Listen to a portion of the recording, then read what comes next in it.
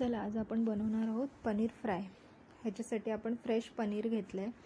आता ते मी क्यूब्समध्ये कट करते, तुम्हाला ज्या शेपमध्ये हवं आहे त्या शेपमध्ये तुम्ही कट करू शकता। आता हे असे कट करून घ्यायचे। त्याच्यामध्ये कट केल्यानंतर आता त्यात आपण दही घालणार आहोत।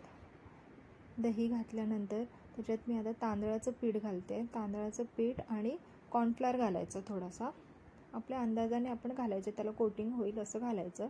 आणि आता चवीनुसार मीठ घालायचं। आणि आता आपण सर्व मसाले घालून घेऊ।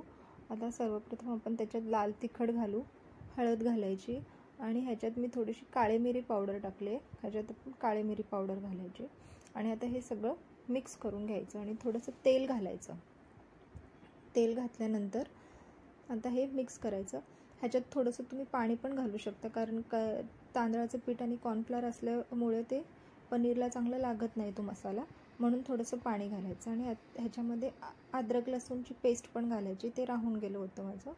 तर अद्रक लसूणची पेस्ट घातली की हे परत आपण चांगलं सगळं मिक्स करून घ्यायचं। थोडासा पाण्याचा हात पण ह्याला लावायचा। आता हे आपण मिश्रण लावून हे सगळं पनीरला मसाला लावून हे अर्धा एक तास आपण फ्रीजमध्ये ठेवून द्यायचं। आता बघा, हे आपण एक तासानंतर हे पनीरचे क्यूब्स आपण बाहेर काढले आहेत। आता हे आपण छान गरम गरम तेलामध्ये तळून घेऊ। तेल आपलं गरम झालेलं आहे। आता आपण हे फ्राय करून घेऊया। बघा, हे असे एक एक तेलात सोडायचे आणि चांगले तळून घ्यायचे। आपले इझी हे पनीर फ्राय आहेत, कमी साहित्यात होणारे आहेत। एकदा करून पहा, जास्त काय ह्याला साहित्य लागलं नाही आहे, पाहिलंच आहे तुम्ही। तर कमीत कमी ह्याच्यात हे पनीर क्यूब्स फ्राय तयार होतं। बघा, अशा प्रकारे चांगले छान तळून घ्यायचे, म्हणजे त्याचं वरचं आवरण जे आहे ते छान क्रिस्पी लागतं।